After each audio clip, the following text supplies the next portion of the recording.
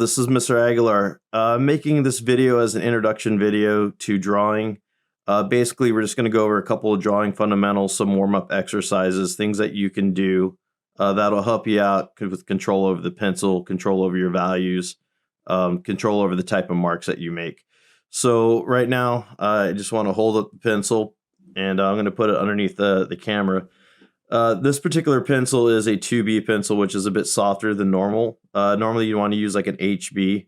Some people prefer using a slightly harder pencil.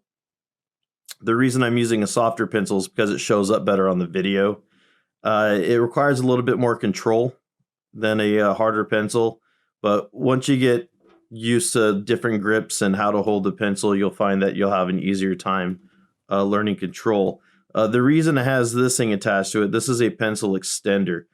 So what happens as you use the pencil, they shrink down, and you really don't want to grip a pencil like a small pencil draw. You want to have a full-length pencil, so that's where these come in. Normally, they'll be like this, but this pencil's down to about right here. So I want to make sure that I have full range of motion when I'm drawing. The first thing we're going to talk about is hand placement. And there's two major types of hand placement. One's over the top, where you're just holding it like you would write. And then the other one is going to be underneath. And then there's various grips within that. The grips will give you a range of values and control. I'm going to try to keep it really, really basic though. So one of the things I want to talk about is when we hold it up here. Okay, this allows us our smallest range of motion. It also allows us the least amount of control while using our pencil, meaning the ability to control our values, the ability to control our marks and our lines, because you have a limited range of motion. So from here, I can really only go about that far with my strokes.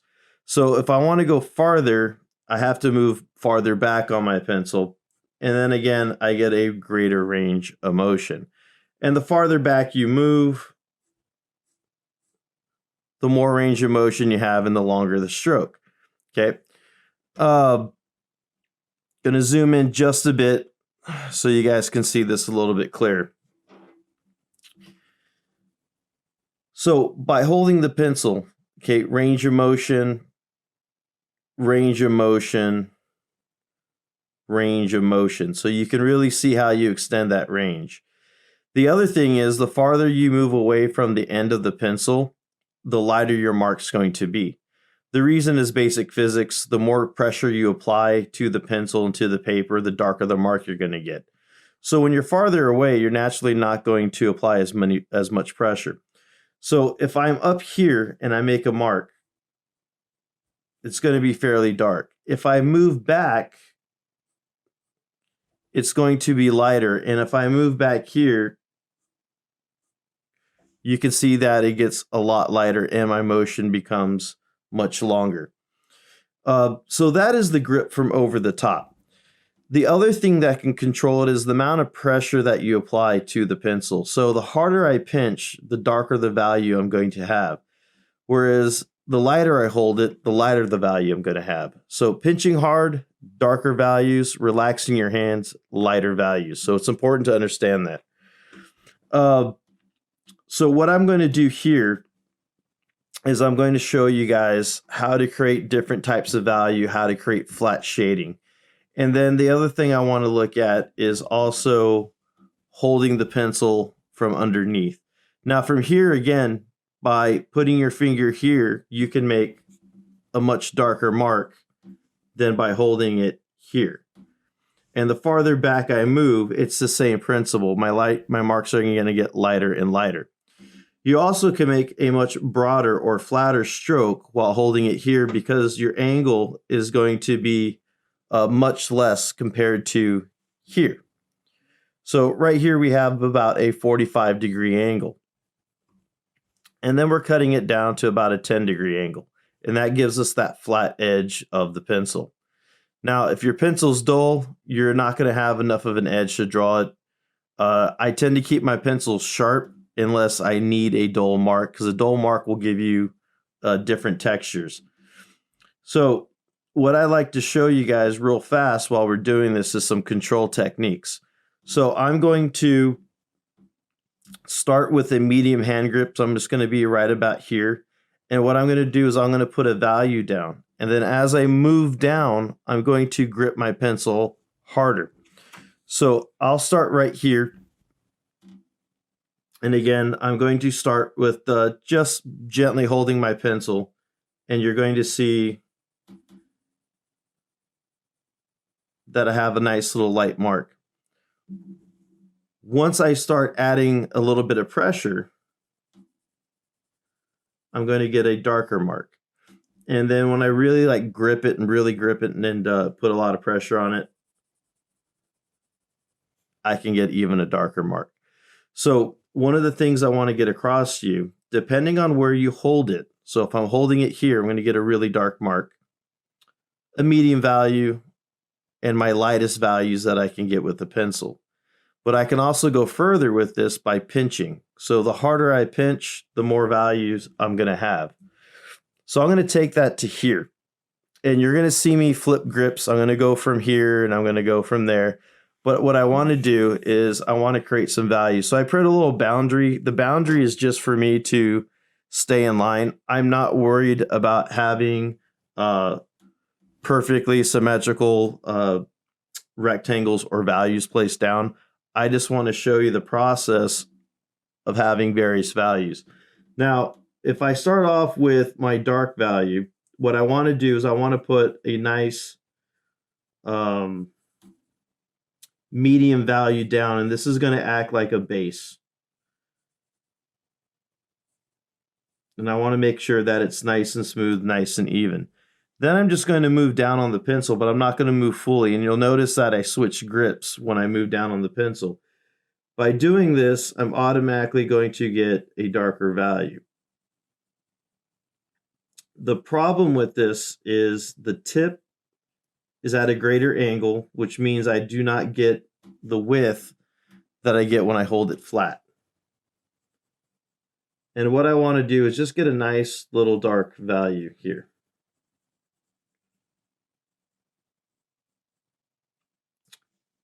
What I'm going to do next is, again, I'm going to start with a nice little medium value. And I'm going to make my adjustment for it to get darker in just a minute. So here's the big trick with pencil. If you draw something too light, you can always make it darker. But if you go too dark, your only option is to erase. And for the most part, when you're shading and adding value, you want to avoid having to erase, right? You want to make sure that you keep most of your erasing to your sketching. So when you're sketching something out and you need to erase lines that you don't want. But when we're rendering and adding value, shading, what we'd really like to do is not use that eraser at all. Now, there are drawing techniques in which you would use an eraser to draw, but that's going to be for a later date, later video, later techniques. And what I'm going to do, again, I'm holding the pencil back here. I want to control my values. I want to gradually just create some lighter values, and I want them to be flat and smooth, meaning I don't want to have dark streaks or light streaks. I want it to be one flat color, and I want to have some variations in my values. So as I move down, my goal is to get lighter and lighter, and that just means two things. One, I need to relax my hand. The other thing, I need to switch my placement, hand placement. So again, the farther back I go, the lighter it's going to be. And if you find yourself going too light too fast, that's fine. You could always readjust and make some of your previous marks darker. So I'm just going to come in here, and now I'm just going to be adding another value. And you can see that as I move along, I'm getting lighter and lighter with my values. And I might go through and readjust some of these to make them a little bit darker to have some separation. Now, in order to get a really light value, I got to move back on the very end of my pencil. And it's almost just going to be kind of like hanging out in my fingers. I'm not really gripping it. It's just there. I want enough for control. I want enough to alleviate that weight. And here's one little trick. If I rotate my hand, the full weight of the pencil and the extender is going to go to the tip, and that's going to create a value.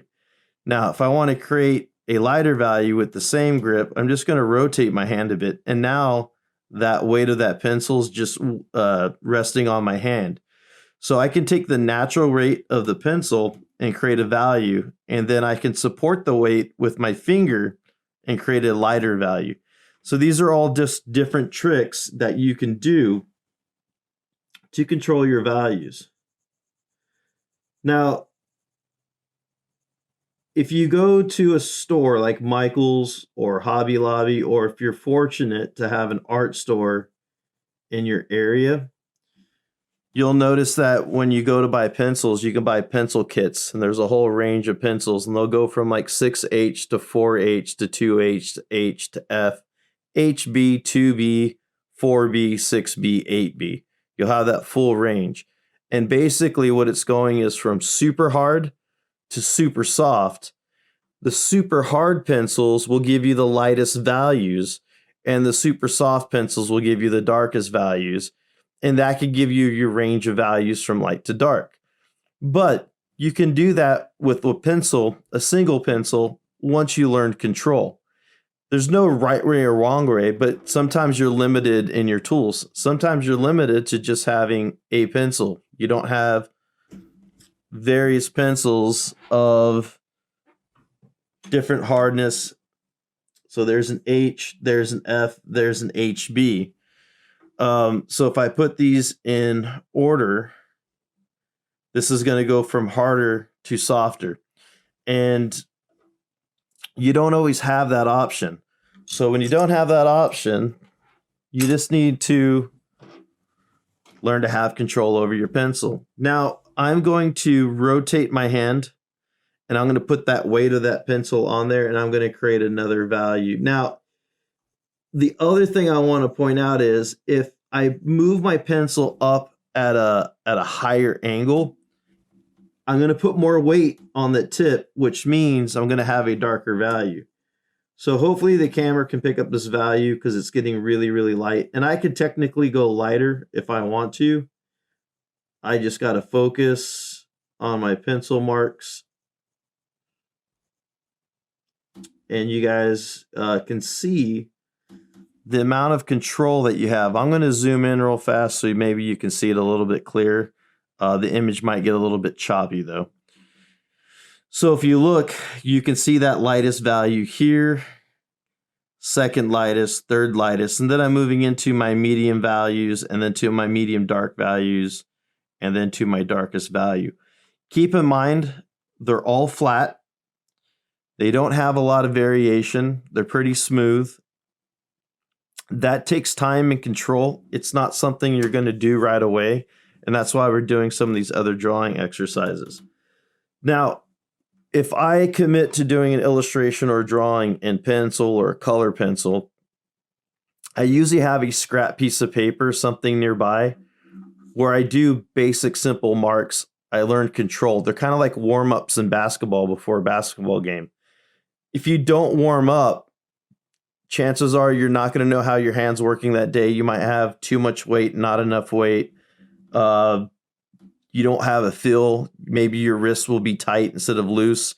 So we want to have some exercises where we can really loosen up our pencil, loosen up our wrist, and we want to have nice fluid drawings. We don't want to have very like rough or hard drawings or hard strokes. So these are different exercises that we can do.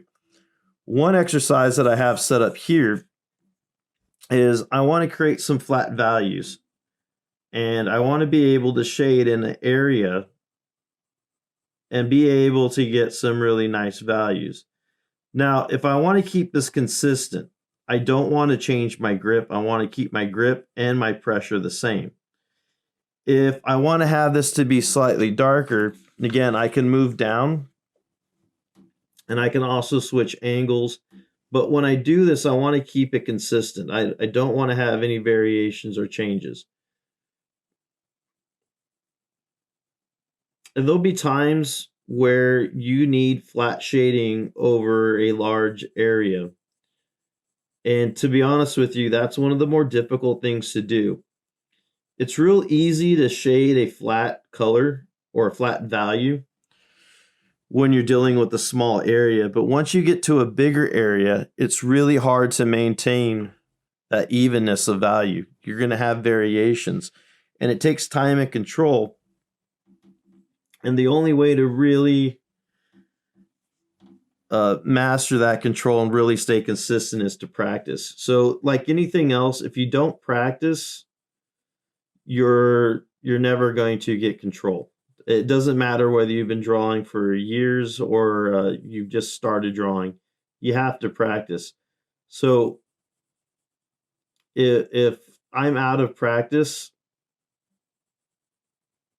I have to warm up a little bit longer. So let me point out something else real fast. Because I changed my angle, I moved my angle up. I'm barely gripping the pencil if you can see my hand. But because that angle's higher, the pencil's putting more pressure onto the paper. And you'll notice that more of the tip of the pencil is going, meaning I have less volume going down onto the paper. So it takes me a little bit longer to shade than if I was at a smaller angle. But I wanted to get a nice little medium value here. And I wanted it to be consistent.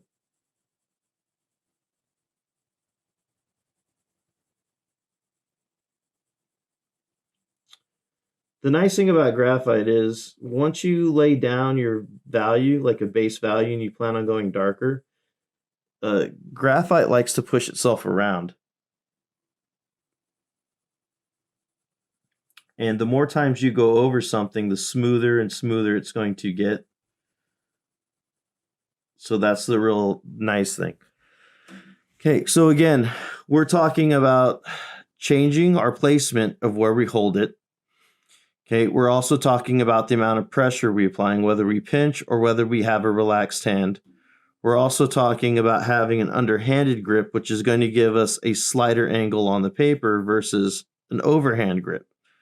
Okay, so overhand, greater angle, underhand, smaller angle. You get flatter, broader strokes. You can cover a surface area much quicker versus a thin line, which is going to take more time to cover a surface area. So these are just a couple of the basic tricks. Now, one of the other things I wanted to go to is about range of motion and how to draw straight lines versus a curved line. If you look at your wrist is naturally curved. So when you make a stroke like this, you're going to get a curved line. And the farther out that you go,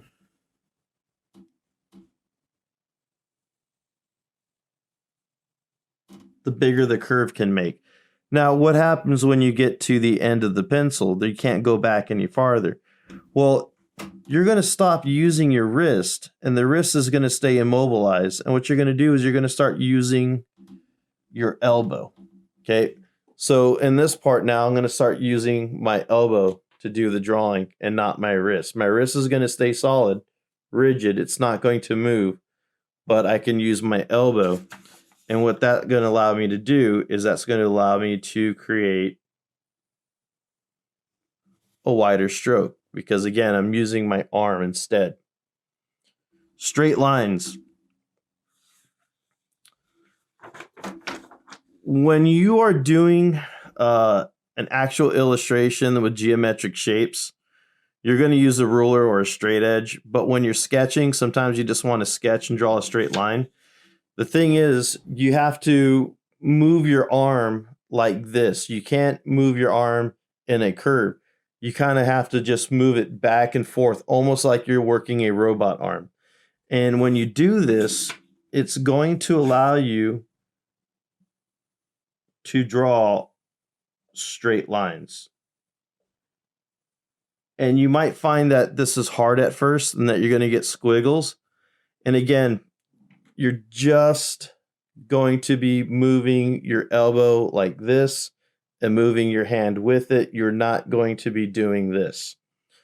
So again, changing my grip, lowering it down, I'm going to have a nice angle, which means that these lines are going to be thinner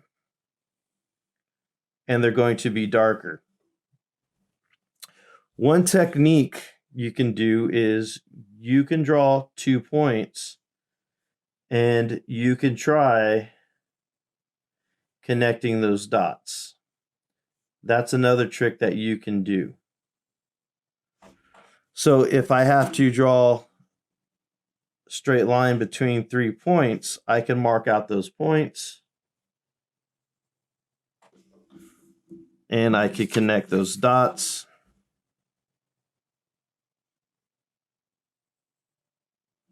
And you can get nice straight lines. So these are some of the techniques. Now, this might seem silly, but the better you get at this, the easier it is to draw, because you're going to have more control over your pencil. You're going to have a little bit more mastery over it. A lot of people, when they start sketching or drawing, they really don't have any control. They just start doing whatever. So if people start drawing something and let's see. I'll use this mouse that's in front of me. Okay. So when people just start drawing, you know, they just start doing this.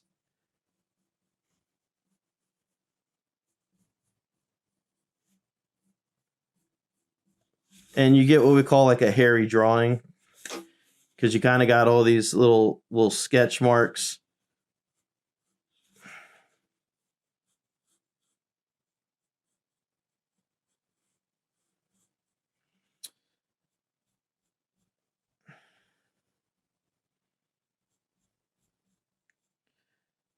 And you might be able to have enough control to do,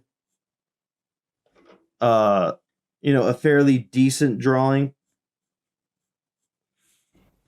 So if you want to look at it, I'm seeing it at about that angle. But again, it's going to be really, really sketchy. You really want to have practice and control over your pencil, so when you're drawing and you're looking at it,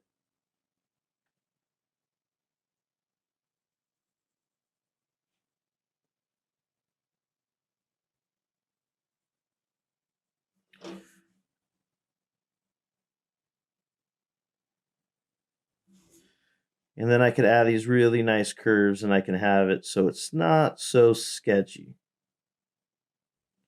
Okay. And again, I'm just doing something really quick to try to illustrate a point. The other thing that I tend to do, and it's not just me, you can get it in a lot of teaching books or a lot of videos, is sometimes I will ghost my line.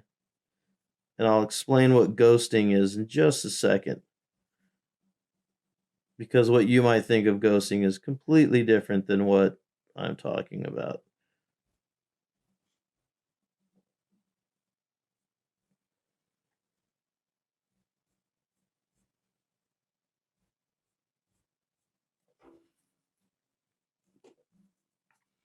Okay, so you can have a much nicer, smoother drawing. So we want to learn how to have control. Ghosting means is when you have an area, you kind of just hover your pencil around that area. You don't actually touch the paper, and you're kind of just drawing shapes of what you think something looks like before you actually commit your pencil down to paper. So you kind of want to just get the gist of what's going on. I'm going to save the rest of what I'm doing for another video, because what we're going to start talking about is drawing curved objects, making circles, making ellipses, the different body techniques that you need to do. For instance, drawing a circle, you want to center your body with your pencil and your paper. And the more center you are, the more you can make a perfect circle. Again, if I'm drawing a technical drawing, I'm not going to try to draw a perfect circle by hand. I'm going to grab a template and use a template to do it. But again, you don't always have this, and sometimes you're just sketching, and for the sake of what we're doing, we're going to be learning some basic skill sets. So that's the end of this video. I hope you learned something out of it. I'm trying to get better at some of these instructional videos because I'm teaching online versus teaching in the classroom. And just practice. The more you practice, the easier the other stuff's going to be. A lot of people want to jump right into drawing. They get really frustrated and then they quit, or they think they don't have any talent or ability, when in reality is you haven't learned techniques, you haven't warmed up, you haven't practiced, and there's nothing really in life that you can do the first time and be great at it. A lot of times you have to fail before you get better. And I think failure is an important part of drawing and artwork in general, because in order to get better, in order to prove, you have to fail. And then you learn and you make another attempt. You fail, you learn some more, and you make another attempt. And what you're going to notice is you're progressively getting better. Things are progressively looking nicer. And it's really nice if you have a sketchbook or a way to collect your drawings and you're practicing, because then you can see your progression over time. It's really hard to see it in 1 or 2 days. It's really easy to see it over 6 months. So have a nice day. It's the end of the video, and I will see you later.